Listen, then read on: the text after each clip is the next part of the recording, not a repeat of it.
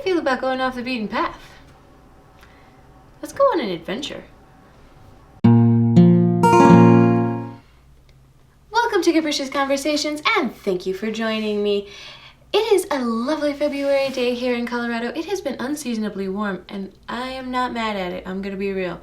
I'm kind of enjoying it. I enjoy my cold weather, but I also really like the warm. And I'm going to enjoy spring a lot this year, so let's hope that groundhog was right when he said early spring. Today I want to talk about some places that are a little bit off the beaten path. Now, as I said before, I am totally for your more touristy destinations, and I think you should go see them. If you're in Italy, you should go see the Colosseum. You gotta go see the Roman Forum, and you should definitely go see Florence. Amazing. 80% of all Renaissance artwork is housed in that city. Fantastic. But I am also all for finding out how people really live, what life is really like, and what the culture is really like. And the best way to do that is with places that are not super touristy. So if you're in Italy, you should also check out Arezzo and Siena. In Arezzo, it is a tiny little city, but it is gorgeous and it is so wonderful. And if you're there around June, you can maybe hit up the antique market, which takes over almost the entire city. It's just streets after street after street after street with just these amazing antiquities. You can get antiquities from Africa, China, all over Europe, all around the world, really. People come to this antique fair. So if you're in Arezzo around June, check it out. So we're going to talk about a bunch of cities today that are underrated and underappreciated cities, not as well known as their brothers and sisters.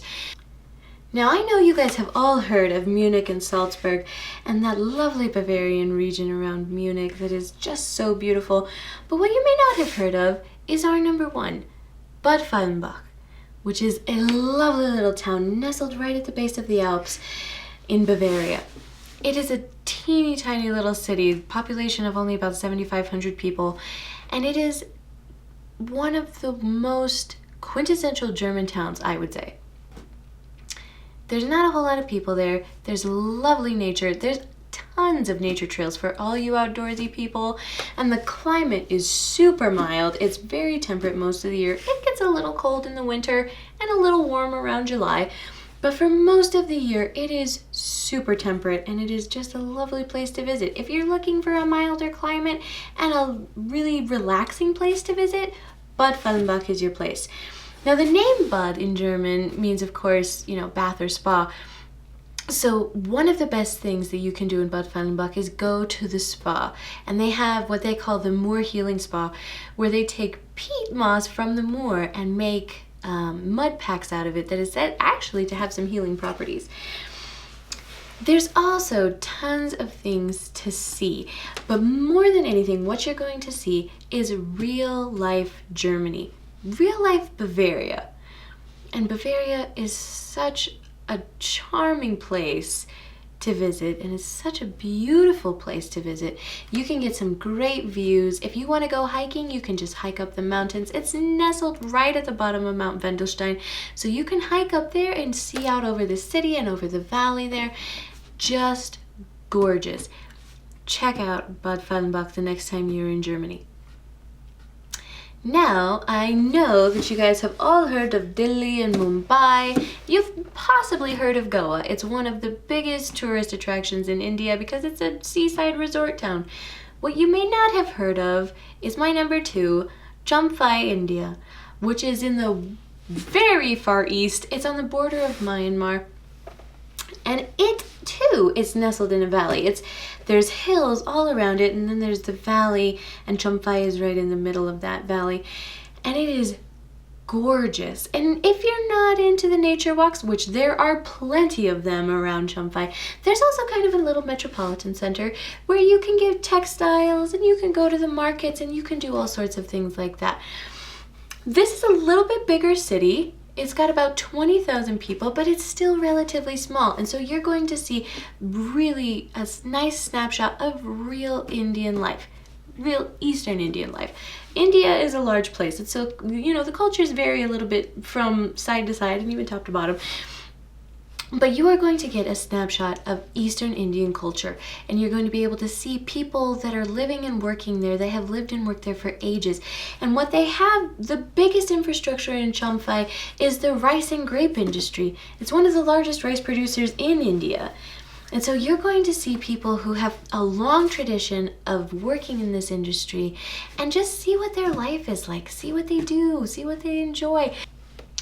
It's got a fairly moderate climate. It gets a little warm in the summertime, but other than that, it stays pretty temperate. And so it's a really nice place for those of you who are looking for maybe a little bit more milder climate, but you still want to get to India. You know, I've heard people be like, oh my gosh, I can't handle the heat. You know what? There are places in India that are very temperate, and so you should not miss out on going to such a wonderful country. There are loads of places that you can go, and Champhai should be at the top of your list. Now, narrowing down cities that are underrated in Africa is really hard because there's a lot of places that you can go. Africa is a large continent. There are 54 countries contained in Africa, and so if we were to pull a city from we could pull a city from every single one of them, but it would take a long time. So I have narrowed it down to Ouagadougou in Burkina Faso. Now, Burkina Faso is a little inland country. It's right above Cote d'Ivoire and Ghana, and it is lovely. And it gets overlooked a lot because it is a tiny inland country. A lot of people want to go to the coasts, but Burkina Faso has a lot to offer. And a lot of people who have been there say that Ouagadougou is the most beautiful city in Africa. I haven't been there personally, so I can't attest to that, but I do know that it is beautiful. There's a lot of culture that's available there too. There's the more metropolitan side of it because it's the center of commerce and trade for Burkina Faso, but there's also a lot of rich cultural history there. And you can see from the tribal structure, the Mosi tribe that founded Ouagadougou, all the way through modern times, through the more modern art and modern things that have been built there. But you can get both sides in one city, and so it combines things really in a beautiful way, and it's gorgeous. The climate is a little warmer, so for those of you who like your warm summers, Ouagadougou is a wonderful place to put on your list. And if you are into filmmaking, you should definitely check out the Pan-African Film and Television Festival of Ouagadougou. It's the largest festival of its kind in Western Africa, and so if you are looking to network with a bunch of filmmakers at one time and really get a feel for where African filmmaking is headed in the future, check out the film festival in Ouagadougou. Ouagadougou also has a lot to offer in the ways of art and craft markets that you can find all over the city. So next time you are considering a trip to Western Africa, check out Burkina Faso and definitely put Ouagadougou on your list. Now, I know that when I say Egypt, probably most of you, what you think of is the pyramids and the Sphinx and Cairo, which that's the most well-known city in Egypt. It's the largest city in Egypt. One you may not think of right away is the city of Alexandria, which is, it's a large city center as well, but it's a little bit less well-known. It's a little bit off the beaten path, and it's definitely not as touristy as Cairo. Cairo has some wonderful things to offer, but you should also pop over and check out Alexandria. If you want history, Alexandria was founded in 331 BC by Alexander the Great. And the city has been around ever since. When it was founded as kind of a seat of trade and commerce, and it has remained that way throughout the ages because it's right on the water, which offers you wonderful opportunities for beach going and for sun and sand and surf. But it also has a ton of more modern offerings. So if you're into that more metropolitan setting, Alexandria has a lot to offer you. If you're looking for kind of that big city feel, it is a large city. It's got a population of about 4.5 million people. And it has so much stuff to offer you there. A lot of the history, sadly, that we have heard about, like the lighthouse at Alexandria, which was one of those 7 wonders of the ancient world, unfortunately kind of fell into the harbor. But there is a massive industry for underwater archaeology that is springing up in Alexandria to recover a lot of those artifacts. So you can go to the museums there and check out a lot of the stuff that has been recovered that is a part of Alexandria's history. There's also stuff that is still there. There's a pillar that was built around the time of Alexander. There's also the catacombs, which are amazing. Multi-level, maze-like, really, catacombs that are built under the city. It's kind of like a city under the city. So you have your metropolitan stuff on top, you've got your ancient catacombs underneath, and you can have both. You can explore the catacombs during the day, go back to your hotel at night, and enjoy both parts of the city. There's also a really cool nightlife in Alexandria, if you're into that kind of thing. If you want to check out the clubs, check out Alexandria. Now, if you're wanting to go down under, you could go to Sydney, which is synonymous, of course, with Australia. All of you are picturing right now the Sydney Opera House and in all its glory. And that is awesome. You should definitely check out Sydney. But maybe tucked away in a little tiny city is one called Broome, which is equally fantastic. It's a little bit off the beaten path, which is kind of up our alley today.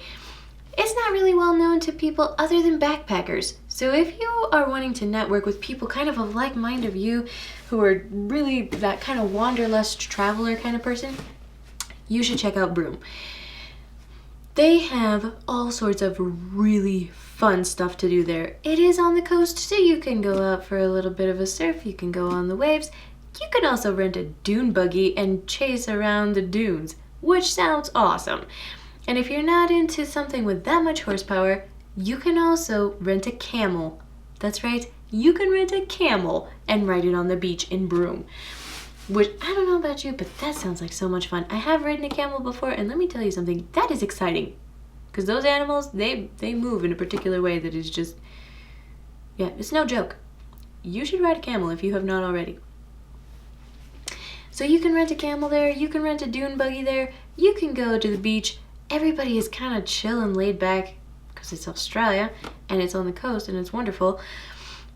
There's also some really cool stuff to do there. Broome really has a love of nature, and so if you are into nature walks and hikes, there is stuff all around. There's a national park right around Broome that you can go to that is really fantastic.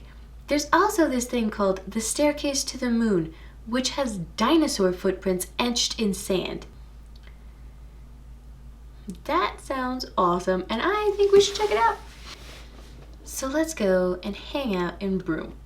And finally, we take ourselves down to South America. And I think most people probably think of Chile or Argentina or Brazil when they're thinking about a trip to South America, because there's a lot of really cool things to do in those nations. I'm betting a lot of people don't think about Ecuador, which is a shame because Ecuador has a lot to offer, especially in the city of Quito.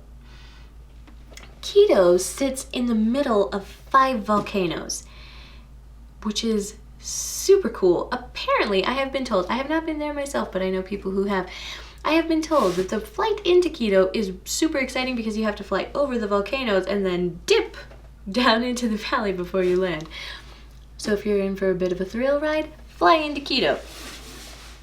Quito also has one of the largest, best preserved cultural centers in the world. So if you are looking for a snapshot of Ecuadorian culture, you need to go to Quito. The city center in Quito was declared a UNESCO World Heritage Site in 1978, and it has remained super well preserved and super authentic ever since. So all the people there live life a lot as they have. The architecture is the same, the infrastructure hasn't changed a lot in that time. And so you get a snapshot of what real life was and is like. If you're looking for even more of an indigenous experience, you can head 30 miles into the mountains to a little town called Otavalo, which is a fantastically traditional indigenous village in Ecuador. A lot of things have remained unchanged in this village for hundreds of years. So if you want to find out what life is like in Ecuador, what life was like in Ecuador and still is, go check out Otavalo and Quito and check out the city center, the UNESCO World Heritage Site. If there are any cities that you think I missed or that you think I just need to be aware of, obviously this is not a comprehensive list because I didn't even get to Poland, and that's one of my favorite countries in the entire world. And there are a lot of underrated cities in Poland. So if you have a city that you think is underrated that we should know about, leave me a comment here or on Facebook. You can check us out there too. Also, you can connect with us on Twitter, Instagram, and Pinterest. Check us out. Let's connect and let's get people involved in this conversation. Thank you for liking, commenting, and subscribing. Thank you for sharing this video with all your friends. Remember to check back every Wednesday and Saturday for new episodes of Capricious Conversations. Let's go on an adventure.